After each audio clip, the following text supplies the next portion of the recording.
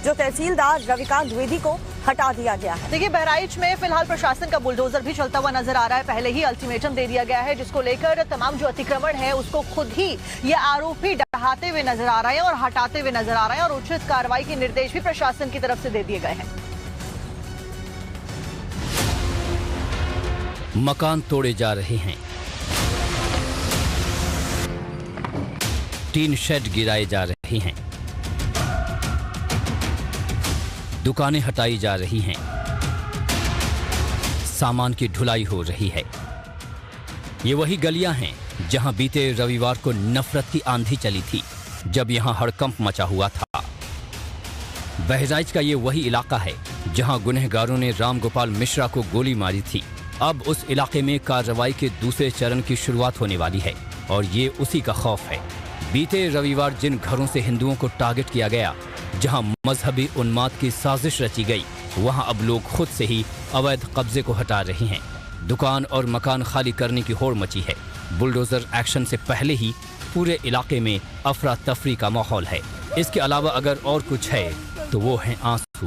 घर खाली गई तो पर्चा लगा देने, कहाँ चल गई, भूखा प्यासा खून मारी गई, बीमार आदमी है,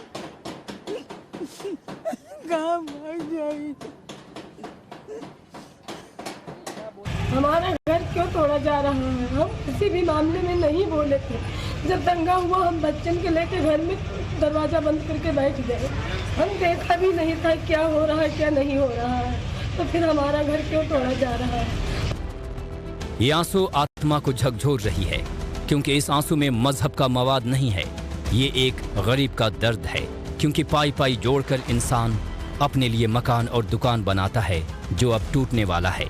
जो बुलडोजर का एक्शन लिया जाता रहा है निर्धारित नियमों का पालन करते हुए, उसी के तहत यहाँ पर भी कार्रवाई अमल में लाई जाएगी।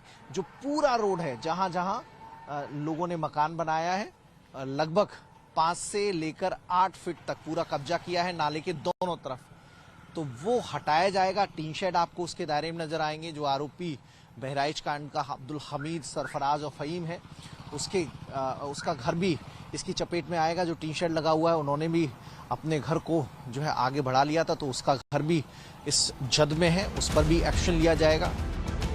खबरों के मुताबिक अवैध कब्जे को लेकर महीने भर पहले ही PWD ने 23 जगह लाल चिन्ह लगाए थे। अब उस पर कार्रवाई होगी। इस लिस्ट में जिन लोगों के नाम हैं, उसमें रामगोपाल मिश्रा के कातिलों में से एक अब्दुल हमीद का घर भी शामिल है। बताया जा रहा है कि अब्दुल हमीद ने करीब 20 फीट सरकारी जमीन पर मकान दुकान बना लिया था।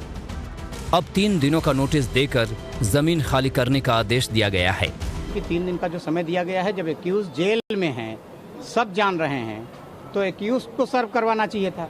जानबूझकर घर पर चस्पा किया गया है कि गैरकानूनी रूप से माननीय सर्वोच्च न्यायालय में इस मामला पेंडिंग होते हुए उस भवन को तोड़ना चाहते हैं, गैरकानूनी काम करना चाहते हैं। अहम बात यह है कि बहराइच में होने वाले योगी के एक्शन में किसी तरह का मजहबी भेदभाव नहीं है। अवैध कब्जा करने वाले हिंदू और मुसलमान दोनों के ही घर पर एक्शन होना है, क्योंकि जिन घरों पर नोटिस चस्पा किए गए हैं, उनमें 19 मुसलमानों के हैं और 4 हिंदू परिवारों के हैं। बहराइच हिंसा को लेकर CM योगी सख्त हैं। वो पल पल की रिपोर्ट ले रहे हैं। शनिवार को सुबह मुख्यमंत्री योगी आदित्यनाथ ने बड़ी बैठक की, जिसमें DGP प्रशांत कुमार और ADG law and order Amitabh Yash के अलावा कई आला अधिकारी शामिल थे।